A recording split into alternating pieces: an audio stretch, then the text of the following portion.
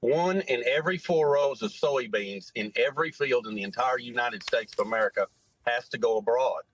China is the largest importer of soybeans in the world. They import 61% of the world's market.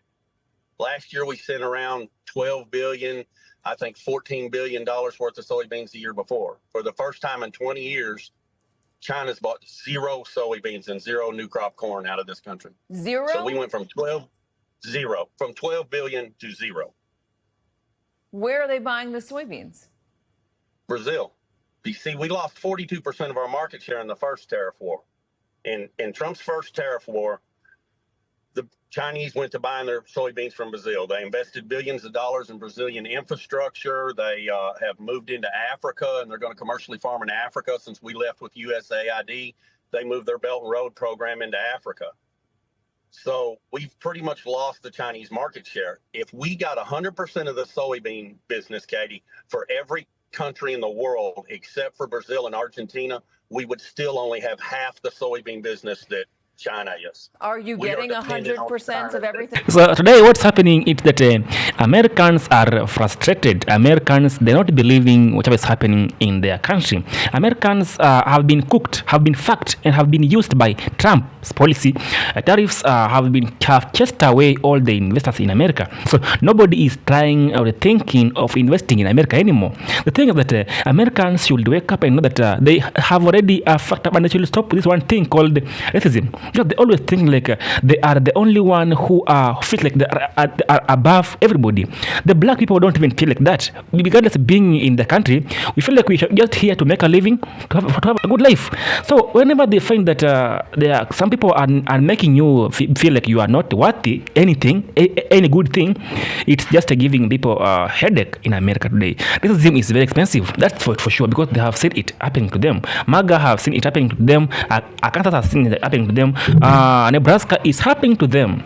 Another thing is that America can never sell soybeans to China anymore, because China have already shifted to Brazil and Argentina. China is definitely coming out on top in this tariff war. In today's edition of Even a Southerner Knows More Than the President, let me explain a few things about China. China imports mostly agricultural products from the U.S. The number one product is soybeans. And so now, China's not going to take any more soybeans from the U.S. What they're going to do is take it from Brazil. They've already made a big deal with Brazil, and Brazil could not be happier. The tangerine tyrant thought that he could bully the rest of the world into begging him to do business with the United States. It seems to me like the rest of the world's had enough of his shit. I know I have. And I cannot tell you how much I love that all the liberals on the internet have sided with China, including myself. They're the ones building high-speed trains. They're the ones helping Africa. They're the ones picking up the slack where the United States has pulled U.S. aid out of all the other countries. Yes, of course, China likes to sell its products to the U.S. because we are a nation of consumers,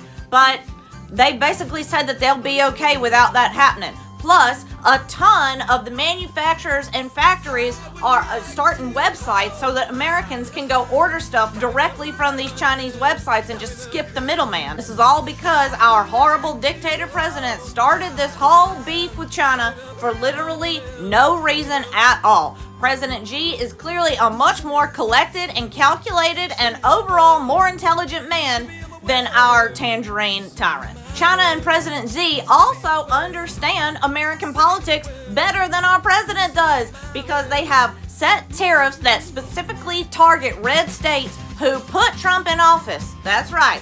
The red states are going to get hit harder by these Chinese tariffs than the blue states. Trump is playing tic-tac-toe while Xi is playing mahjong. So you find that Argentina were like, okay, come and buy from us. They are giving them products on a very, very affordable price. So it means that Americans are really going to lose everything. So because if China was buying up to 60% of their rice, so tell me how will they be able to sell to anybody else again? Because there's nobody willing to buy their rice. So I saw that the soybean farmers in the state of Arkansas are having a find out phase. And you know what I hate to say? I told you so. No, seriously, I'm really sick and tired of the fact that the left keeps having to say, I told you so. Because we didn't want anybody to suffer, okay? We voted for everybody to survive and thrive. And you voted for the suffering of other people, and here we are. You are actually the one who is paying the price and suffering because you can't sell your soybeans to China because what's that? Tariffs. You can't get that new farming equipment that you needed because of why? Tariffs. Didn't the experts tell you that? Didn't people warn you this would happen? But no, you let your internalized hate, racism, and misogyny override literal facts that were right there in front of your face that made you vote against your own best interests. And here you are, expecting a government bailout yet again. You didn't want anybody else to get government bailouts. That's socialism, and you don't like that. So what makes you so different and so deserving when you voted against government money going to anybody who has stumbled upon a hard time? Why do you get it? What makes you better than other people? Again, I don't like that we are having to say, I told you so. Okay, I wanted you to do well. I wanted you to survive and thrive. But this is what you voted for. But soybeans was the main food product that was helping them make things. And I think that food stuff is the basic or the backbone of every country. When you find that a country doesn't have food, the country must be poor. So that's why I like using Ibrahim Traore as an example. Ibrahim Traore invested in the farming in his country because his country is a desert. So he used to his mind to create dams in the country, whereby the dams that will produce water to water the crops in his country. So there's no secret that the country will ever lack food. Captain Ibrahim Traore's another bold move in agriculture is sending a strong message to the whole of Africa. Instead of waiting for help from richer nations, he is giving the power back to the people, starting with the farmers. Traore has handed out thousands of farming tools and machines across Burkina Faso. These include tractors, fish farming cages, crop processing machines, fertilizers, and transport vehicles. This is not just about helping farmers. It's about building a stronger country that can stand on its own. Over 104 billion CFA francs have been invested this year into agriculture. This money is not going to foreign companies, but directly to local farmers, many of them women and young people. Traore has also set up farming support teams, called agricultural mechanization brigades, in every region to help small farmers use the new tools, free of cost for poor families and at low prices for others. This plan is about more than just growing food. It's about growing freedom, dignity, and national pride. While other African countries are still depending on imported food and foreign aid, Burkina Faso is taking real steps towards self-reliance. Ibrahim Traore has been giving lands to people freely in Africa, but now in America, people are selling their lands. People are selling their land, their own, what they have as a country. The door is now open for all Black Americans to move back home to Africa and learn about their ancestral roots. Because of these traps in economy, a lot of Black Americans, they have started realizing that they are not American, and they started doing their DNA test to find out exactly where in Africa they belong. Someone like Ludacris, he did his DNA test to find out exactly where he belonged, and he moved back to Africa in Gabon with his wife. Right now he's living in Africa. And also Sierra also moved back to Benin. She did a DNA test to find out exactly where in Africa she belonged, and she found out that she belonged in Benin, and now she is living in Benin. All these people, they thought that they are Americans. And also Kelly, she moved back to Kenya. Now she have 300 acres of land, and she is living in Kenya.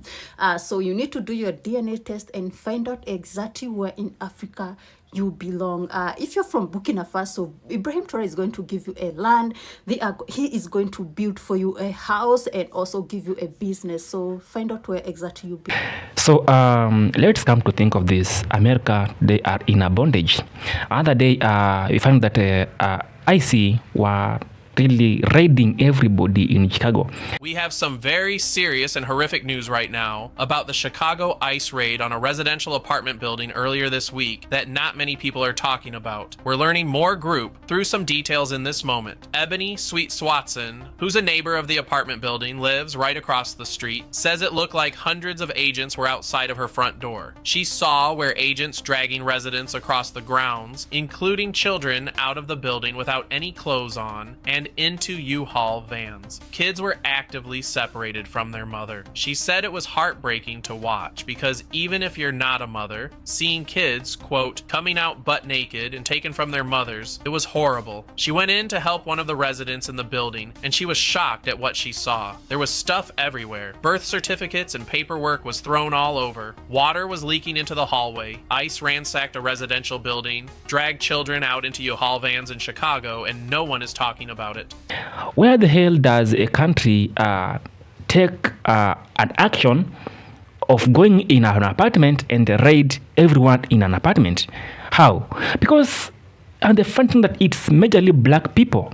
So when the country is allowing police to go and raid the people who are living in an apartment, that's so wrong. Because anybody who goes and raid the house or an apartment, he must get an opportunity, a way to go from the judges or an office, or come to with a permit to raid your place. But now in America, the ICE is raiding houses.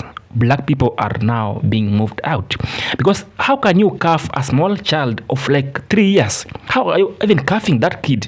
Besides you being authorized by somebody in power, think of it as a parent, as a person, as any human being, as if it was your own child. How would you feel? So coming as because you have power, you have authority by somebody giving orders from the office, you come and raid some kids, you cuff kids with those. Those are meant to raid people who are grown, people who are old enough, who can even handle those things. But a small kid, because of the skin color or deporting them to their place, that's so wrong from American president. I mean, anybody who is giving it the power to raid that place, that is so wrong. I didn't expect them to do that, but now, why will they feel like doing that whenever the country is even in crisis right now? People are trying to fix their own everything to be in a good way, but now you are making us feel like we should be just struggling here to make things work for us. But now still you want to arrest us. So Americans should wake up for this time as early as possible, or else just shift, move, leave America, go to another place.